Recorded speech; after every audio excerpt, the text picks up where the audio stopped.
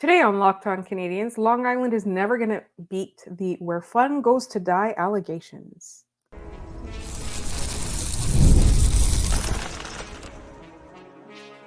You're Locked On Canadiens, your daily podcast on the Montreal Canadiens, part of the Locked On Podcast Network, your team every day. Hi there, everyone, and welcome to another episode of Locked On Canadiens. We want to thank you all for making us your first listen of the day every day. As you know, we're free and available wherever you get your podcasts as part of the Locked On Podcast Network, your team every day. And today's episode is brought to you by FanDuel. Right now, new FanDuel customers can get $200 in bonus bets if your first $5 bet wins. My name is Laura Saab, also known as The Active Stick, and I'm joined, as always, by the wonderful Ian Boisvert, also known as Maybe It's Ian. The Montreal Canadiens have gotten a point. Ian, is it true that Long Island is where fun goes to die? Yeah, I think so. It's like you said in the intro, they'll never beat the allegations. Challenging for an offside on a play where you need a magnifying glass to figure out. I kind of want to talk about that a little bit deeper later because I don't necessarily think they had the footage to call that back. But yeah, it's just, I got to see a game in that building this year. It went to a 9-round shootout. Hooray. Like, it was just kind of like, all three games against the Islanders went to overtime this year. Islanders took 2 of them. Montreal took 1. So, it is what it is. Season series with them is over. I feel like games against the Islanders are always kind of weird. Yeah. I miss the days when Max Pacioretty used to score at least 2 goals against them every time.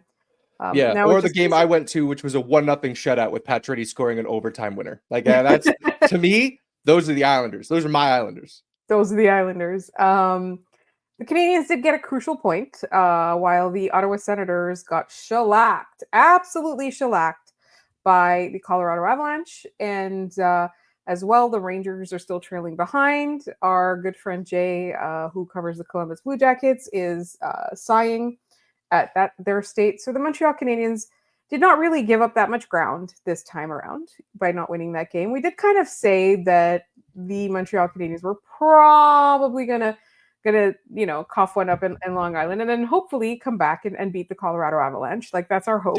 Don't be modest. We didn't say that. You said that. You called this, Laura. I'm giving Laura her flowers. She absolutely nailed this, but you did say they were gonna beat Colorado too. So I know I still need them to do that.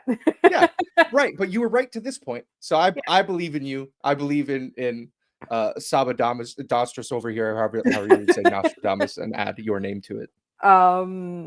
So let's park the future for a little bit because some of the mailbag questions for today do require us to look into the tea leaves a little bit. But first, let's talk about that game. I know that there were some frustrating moments to it. I do really quickly want to say, though, I want to mention, condolences to Brendan Gallagher. He lost his mom very recently. I think it was when they were in Calgary. He found out that she had passed away, and the funeral was yesterday. I believe the whole team went to support him, and he scored a goal, and that was very emotional. On our previous episode, when we had talked about the postgame against the Ottawa Senators, we thought it was his new dad's strength. We didn't realize what he was going through. And it was a very, very emotional moment. And I don't know, there was something so poetic about the goal being, sans aide, without an assist. It was a Brendan Gallagher by himself goal, kind of. There was something just so beautiful about that. I did want to talk about that. Obviously, there's Patrick Laine as well. Cannot complain. We're going to get into the overtime a little bit as well with some just a couple of missteps. But what would you say is the overall story of the game for you? Well, I want it to be the moment Brendan Gallagher had, right? I mean, even before that goal, that was the most Brendan Gallagher game we've seen in a very long time. His first 3 shifts, he set up Dvorak in front of the net for an easy goal that Dvorak fired 2 feet wide. We're back to the Dvorak we are used to. Took a goalie interference penalty on his next shift, and then he should have drawn a penalty later on after that. I'm trying to remember exactly what happened. Slot pass to Dvorak, goalie interference penalty, and then a net mouth scramble. The very next shift that he was out of the box, he gets jumped on, and he's trying to bury the puck. He also got called for one of the most bogus penalties I think I've ever seen in my life, where the Islander player is trying to set a pick on him, and Gallagher just has his hands up, and he runs into Gallagher's hands, and like, that's Gallagher's ice. You can't just do that. So that was bonkers. But yeah, I want the story to be Brendan Gallagher. That moment, first of all, he was on that breakaway for an hour and a half. Yeah. He picked it off at his own blue line, and he was just chugging. The Islanders defenseman fell down. It looked very reminiscent of his shootout goal against Boston when he was a rookie, where he kind of came in right down the center. He doesn't come off to the side, and he rips it over the glove. That it felt very similar to that. Obviously, that it's the emotions there were wild. I was a little teary-eyed on the couch as well. So great story. Outside of Gallagher, I think the Canadiens had a really good night. They got goalied. We do need to talk about one person very briefly, though, and that's going to require me to pull up our visual aid meter. Laura, if this meter went any lower than 1, that's where we would be. I'm pointing like on the very border of the screen. That one of the most tragic Mikes we've had in a very long time. He was a liability in this game. Not something we see all that often anymore. I think he's done a good job getting that out of his game. The problem is that he oftentimes compounds these. So he can't do this on Saturday. Am I right in this assessment of Mike Matheson? Did you see a different form of him? Tonight was not a good game for him. And he's had a few good ones, right? It feels like he has a few good ones and then he has a few bad ones. And we really need this to be one bad one. Like, this is not the time in the season, Mike Matheson, for you to continue to be tragic, right? We need some of the magic back. Yeah, look, I mean, 3 of the 4 goals he's directly responsible for. He gets beat by Horvat on the 3rd goal.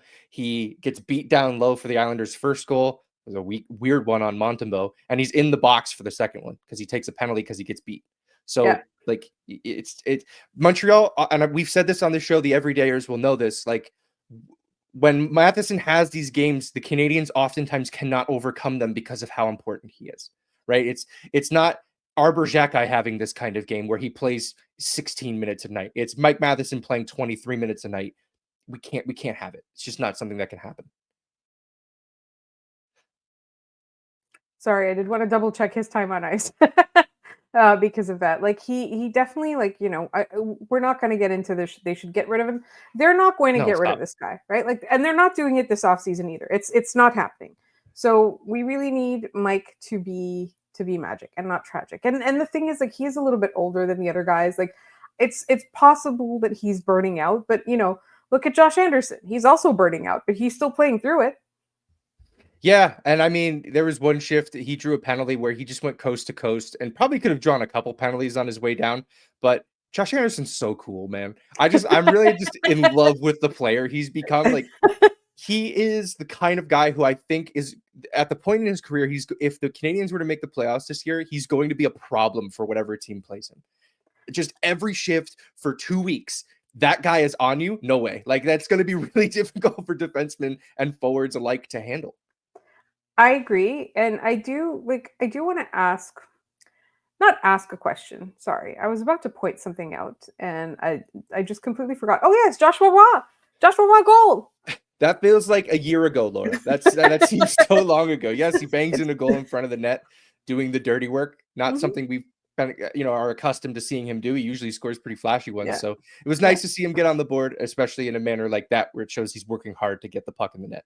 Yeah, and the other goal also came from, well, technically the second line, but I do think that we should talk about the overtime, because I know the overtime's a crapshoot. I know it's made up. I know it doesn't matter, but there's a little bit of a pattern emerging, and I think people are looking at their stats, and they're trying to pad those stats. I don't know if it's stat padding necessarily. I will say that the Islanders played the game. They played the game that the NHL has become in overtime, which is possession. It's bring the puck back if you don't have a good look. It's wait for a good look, wait for them to make a mistake and attack. The Canadiens in this overtime, generally they have done that in the past, and it's successful. They can do that. But I think maybe the Canadiens felt that they've gotten so many good looks that they just needed one more. And they were going to end the game. It's confidence that got them into that scenario where Hudson at the very end tries to go for it. He doesn't really even get a good look, and the Islanders go back the other way. Caulfield tried the same thing. Newhook tried the same thing early, and Sorokin had to make a really good save on him. But Newhook is a guy who I think has been playing really well. The last few games, it just can't get a dang bounce.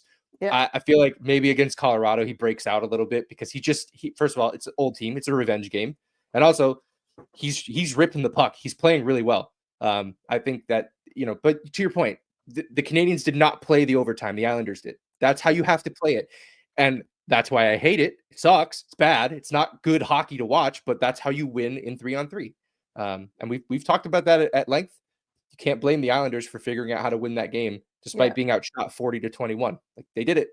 Yeah, that was a whole other thing too. Is like the Canadiens were just so much better in most metrics, right? That was anything else about the game? I do want to mention the offside challenge briefly. Yes. It was one that in live time looked really offside, and then you look at the video and could he have been offsides? Yes. Did either of the video frames that they showed determine that? I don't think so. You had one where the back edge of his skate and the puck are on the blue line, and you have the next frame where they're both over the blue line. To me, like, that's not enough. And again, like, if we need higher speed cameras at these blue lines if that's what we're going to be using to determine what's offside and what's not. Yeah. Because I can't look at that and determine that was enough evidence to overturn the call on the ice, right? If somehow they had called it offside and they were able to overturn it, they probably wouldn't have been able to. Yeah. But that's not how this rule works. They let the play go and then they have to overturn it every time. Agree. All right. In our next segment, we're going to get right into our mailbag because we are so excited about it. Because we've got some really, really good questions. You guys really brought it as always. Let's talk about what happens if Kaiden Guhle returns soon. That's coming up next. Did you know getting a good night's sleep is the #1 recipe for long-term success in life?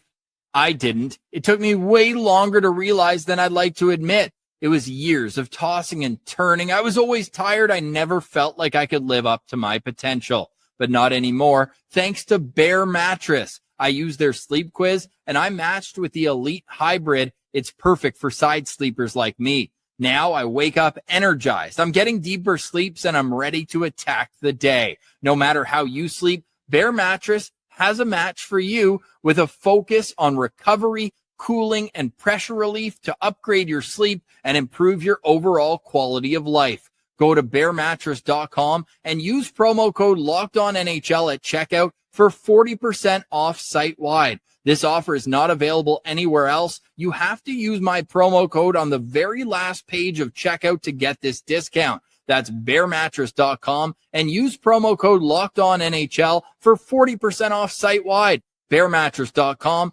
promo code LOCKEDONNHL.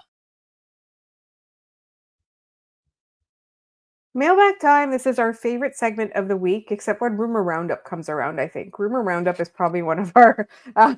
it's the one we really love it. And we also, we debuted a new segment earlier this week called Why You're Wrong, and it's all about Habs narratives. And us, and by us, I mean my co-host debunking them. But, if you want to send us mailbag questions, lockedoncanadiens@gmail.com is the best way to do it. But you can also find us at Locked On Canadiens on TikTok, Bluesky, and Instagram, and also on YouTube. And you can leave us questions in all of those milieus. Right. What do we have in the mailbag today? Yeah, let's start with Alex from Cleveland. Longtime listener, first-time caller, or whatever. Great way to start an email. I feel like this isn't being talked about enough. How impressive is this run by the Habs, given that this entire post-Four Nations break has been without Kaiden Guhle? And if he does, in fact, make it back for the end of the year and potential playoffs, Arber Xhekaj is the odd man out, right? I like him, but he's been very underwhelming as of late. I feel like we're going to have to keep checking in on this because it's entirely likely that Kaiden Guhle, it's entirely possible, I should say, that Kaiden Guhle makes his return before the end of the year. Someone's going to have to sit. We're going to revisit this over and over again because I think to this point, there isn't, if you were to ask Marty right now who sits, I don't know if he has an answer. I don't think so either. I think like if you're trying to look at team speed, obviously David Savard, but David Savard, like Arber Xhekaj is the one that's easiest to remove, even though David Savard makes the most sense. I don't know if what I said makes sense, but that Yeah, I think it's the handedness thing that's keeping him in, right? Like if you take Savard out, the only righty on defense that they have in the lineup is Alex Carrier. They're not calling up anybody else. Like they're not calling up Logan Mailloux. They're not calling up David Reinbacher. So those are the options. Like there's not a great one there, if I can be honest. But that's just sort of where we're at in that respect. A question here from Randy Hansen. Considering Laval reinforcements, Laurent Dauphin is having a solid year in Laval. Would you like him to get an NHL 1-year contract so he can be called up for the stretch run? I would like to think he would be better than the current 13th forward. I don't think it's possible at this point because he wasn't on the Canadiens roster and he didn't have an NHL contract ahead of the deadline. And even if they could, I think that cap hit would be so prorated that it wouldn't be worth doing. Although I do like the idea of next year maybe Laurent Dauphin being the 13th forward, because I don't think it's going to be Pezzetta, unfortunately. It's they don't really feel like they can play him if they need to. Yeah. And I think Dauphin would play perfectly on the fourth line if someone were to come out with an injury, or even the third line. Like I really like that player. I liked him when he was in Montreal, and in the times I've seen him in Hartford this year, he's been good. Yeah, absolutely. I think it's definitely worth it for them to kind of try and bring him back in some format to be the Pez of next year. Yeah, Randy also wanted to express his deepest sympathies to the Gallaghers. Very much agreed with you there, Randy. Let's go to Avi Kothari on YouTube. Been a devoted listener for well over 4 years. Thank you so very much. We really appreciate that. We just passed 4,000 subscribers on YouTube, so if that's been one of you for a long time, appreciate it. If it's been one of you recently, we still appreciate it. Thank you so much for all of your support. Can't believe this is my first time asking a mailbag question. Realistically, what is Lane Hutson's ceiling, and will Reinbacher turn into a top-line D-man? Struble has been impressive. Could he beat out Mailloux for a spot in our top four's future? I find the Struble aspect of this question the most interesting. Against the Islanders, I thought he was spectacular. I thought he was good. so good against the Islanders. He was good the last couple games too. He was good against the Senators. Yeah.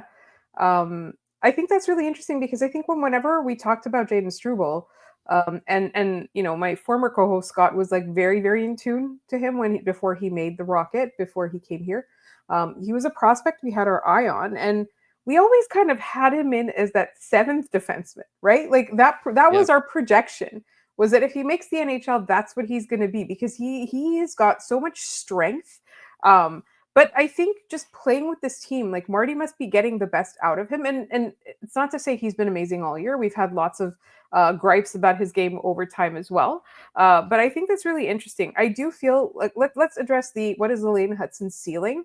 I think that, and again, I want everyone to be calm about this. Like, I think if I'm Lane Hutson, I'm aiming to be the next Cale Makar.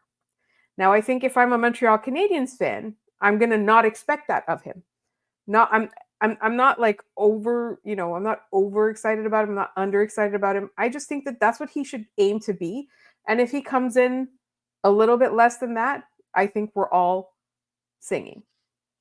Yeah, look, I mean, I've been saying this for a while on this show, that this may be the worst version of Lane Hutson we see, right? Because that's how player development works, right? He's not a complete product right now, which is the funniest part about him, that he's not done cooking just yet. And they're going to continue to work with him and make him a more potent defenseman. But I also think they're going to keep working with him and give him work on his shot. I feel like that's been a point of emphasis with them, because he's shooting it a lot more. He's taken a lot of those rafter tickling one-timers from the blue line, which is really funny because he's so small and it doesn't seem like the puck will ever make it to the net, but a lot of times it does. He's actually very good at it. I think they need to build up that confidence with him shooting, because I also think he knows he's such a good playmaker that he doesn't really want to shoot. He's like, if I pass it over there, someone else is going to put it in the net. Yeah. Especially with the talent that this team has up front. He doesn't need to be that goal scorer. I think I honestly, I'm really hoping that he ends up in the same conversation as the Cale Makars and the Quinn Hughes of the world, right? Like, to be up there. But we've seen that, like, it's not super easy to stay up there. Adam Fox in New York has completely fallen off this year. I mean, a lot of that's due to injury, but he's a big part of why the Rangers aren't, you know, where the Rangers ought to be. There's no reason the Canadiens and Rangers should be fighting for the same playoff spot right now. There's no reason that should be happening. So, like, that's not a cautionary tale, but just sort of what can happen to this kind of player, you know, if they take their foot off the gas. Absolutely. And I can't remember what the other part of the question was, but was like, is Logan Mailloux going to be the one to play with him? I think David Reinbacher is going to be the one to play with him. I think so too. I think when they drafted Hutson and they saw what he was developing into, and then the following year they have a chance to draft a right-handed defenseman who's huge and skates really well, I think they saw that as a lock and key, right? Like those were two things that were made for each other. Like that's going to be a really fun pairing if it works out. Maybe they don't have chemistry together. We can't force it at this point. They haven't played together. In the same way that, like, coming out of Four Nations, I was saying I want to see Struble with Hudson because I think they've been really good in the rare time they've gotten together. Maybe there's some pairings on this team that visually don't seem to make a lot of sense and just work. Like we need to keep our minds open to those possibilities. Absolutely. We've got way more mailbag questions coming up next, and that's in just one moment here on Locked On Canadiens. Daylight savings snuck up on us again, and if you're feeling that lost hour of sleep, 5-Hour Energy has your back. The extra sunshine means more time for fun, but sometimes you need a little boost to power through.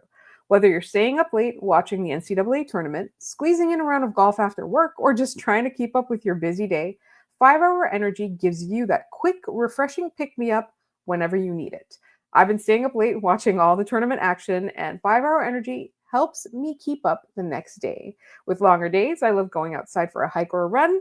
Tropical Burst is my go-to for a quick boost. Whether I'm at a game or traveling, 5-Hour Energy is easy to grab and it keeps me feeling refreshed.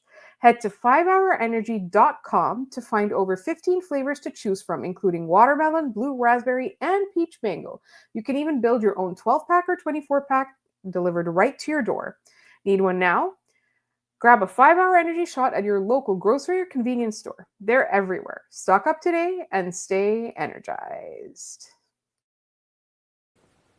The NCAA tournament is here, and so is the Bracket Breakdown. Locked On Podcast Network and Amazon Fire TV channels are teaming up to deliver NCAA tournament coverage like never before. Watch studio shows featuring former players and Locked On's local experts as they guide you through every upset, buzzer beater, and bracket matchup. Stream it all for free on Amazon Fire TV channel. Search Bracket Breakdown to see it all for free. It's your team every day.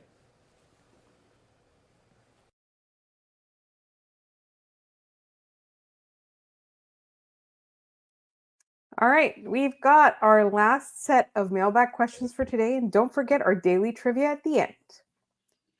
Let's start our last segment here with a punchy one, literally punchy. Jacques Face Punch asks, how many points will the Habs finish with, and will it be enough? Didn't say what it was enough for. That is implied.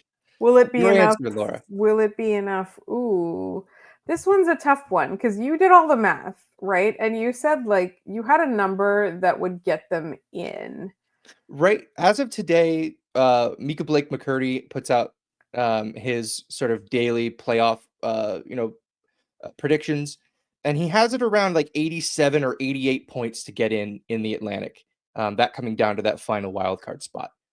So it could be anywhere in that range. I'm gonna go out on a limb here, and I'm gonna say they're gonna get 89 and they're gonna get in. Okay. I think that, and I still think that the first wild card is in play. That wild card, they are 3 points behind the Sens. They still have another game against the Sens. I'm not saying they're getting that for sure. I'm saying it's in play. It's not. That is not done. Especially at the rate Linus Ullmark has started to give up goals. He just gave up 5, or he gave up a bunch to Colorado. I don't know if he stayed in the whole night, but it was 5-0 at one point for the Avs over the Sens. So I think they get in. I think they get 89, and that's plenty. I was gonna say 88. There's 14 games left for them, and they're at 74. So it's not super easy, but they are capable of winning a lot. Yep. Nope. They just have to. This was their 5th game in a row with at least a point. We're going. I know that losing is frustrating at this point of the season because the games mean so much. That's the fun part about this, right? Like I remember, like after the regulation ended against the Islanders, I kind of laughed to myself. They're like, well, they got a point, and we're going to be really upset if they lose. But in reality, like a point is great right now. Like it's every point matters. They need that. They were down 3-1 in the third period, and they got a point out of that game. Yeah. So we just need to keep that in mind. Yeah, but we also do need to remember, obviously, that like they're so close. Like the teams behind them are so close in points. The Canadiens do have their games at hand on some of them, and the other way around. So we're like, this is our optimistic projection. I think they can do it, but we're not. we still have to manage our expectations. Yeah, 1,000%. All right, 2 more here. Let's go to Bruce with some thoughts on the playoff format. Hi, Laura and Ian. This is a beef of mine about playoff seeding since the wild card positions were created. I get the logic behind it. 2 divisions, top 3 in each are in, and then the top 2 teams of the rest of the conference get in. However, the idea that the wild card switches divisions for the first round because of the seeding never made sense. The only time a team should play a team in the other division in the first round is in the cases where both wild cards are in the same division. If the NHL is going to use divisions, then use divisions. Maybe I'm just still upset from 2017 when Montreal finished first in the Atlantic with 103 points and played the Rangers in the first round, who had 102 instead of Toronto, who had 95. This is just a disincentive to finish first. Thoughts? My thought is yes, every part of that hit exactly how you wanted it to, Bruce. Yes, all of that makes tons of sense. The bad news is Gary loves this format. He said it this week at the general managers meetings, which stinks. But I agree. I just go back to 1v8. This, like, the thing about this is that I'm sick of seeing the same 3 teams over and over again. I'm so tired of the Rangers. I am so tired of the Boston Bruins. I'm so tired of the Ottawa Senators, right? Like, we saw Tampa too many times as well. Like, there's just too much of that. It's like, yes, it's supposed to create a rivalry, but all it's done is really create like resentment, because I like that 1v8 format because there were so many possibilities and there were so many matchups where it's like, oh, these 2 teams haven't played each other enough in the past. Like, let's look at this record, right? Yeah. And it felt more organic when the Habs played the Bruins that way. Yeah, I will say it doesn't change much, the 1v8, but at least it makes more sense. Like right now it would be, let's see, Washington would play Montreal, Florida would play Ottawa, Carolina, New Jersey, Tampa, and Toronto. I think the only 2 that switch is Toronto would play New Jersey, the Sheldon Keefe Bowl, which would be hilarious, and then the Tampa Bay Lightning would play Carolina. That's the only switch between 1v8 and this wild card nonsense. So it doesn't change too much of the result, but to Bruce's point, moving into a different part of the bracket is really bizarre. Like, why have divisions if you make the playoffs, you play the other division the whole way through the conference? It doesn't make any sense. Yeah. So great point there. All right, last question. This one coming from friend of the show, Robert Rice. So this week, Arbor Xhekaj's game day playlist got promoted, and it faced some mixed reviews for featuring way too much Creed. Don't give him that much credit. It was Creed. There was Nickelback. I saw a lot of Stained on there. That was crazy. So I feel I should put it to our Locked On host. What are 5 tracks that you would feature if you were building a game day playlist to pump yourself up? Laura, do you have a list in front of me? If you would like me to go first, I could peel that Band-Aid. You can go first. All right. I'm sticking. I started with 2 of my favorite Canadian bands. I'll go DVP by Pup, Toronto-based band, and Pomeranian Spinster by Always, who actually, if you're watching on YouTube, their album Blue Rev is right behind me, one of my favorites of all time. Parquet Courts, Almost Had to Start a Fight. They're a great indie band. And then I went back to my youth, Paramore, Let the Flames Begin, and Green Day, Horseshoes and Hand Grenades. I think those are enough to get me fired up. I think I've done enough. That's really funny. You know what I would play? I would play Jump by Van Halen 5 times. Is what I would do. Yeah. That's one of my favorite pump up songs. And this is like how you can tell like Ian's taste in music is way cooler than mine. Because like that's the kind of thing that like really motivates me. Is I would just play that 5 times. So that's all you need. Yeah, you don't need a music subscription. You need one song on your iPhone, and that's it. It's over. I do want to say though, like with Arbor Xhekaj, it's just like it's really funny because like that's what guys 20 years ago were listening to, guys his age, and so like where did he get that? You know what I mean? Like all the other guys are like are listening to current country stars, or Taylor Swift, and he's listening to like butt rock. You can just call it butt rock. That's what it is. Yes, he was listening to butt rock.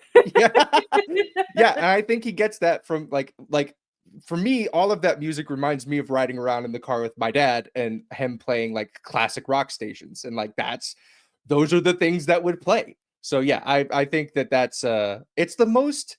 If you told me that I could create a playlist that Arbor Xhekaj would like, that's probably what it would look like. Like it's very on par with our expectations for this man. Absolutely.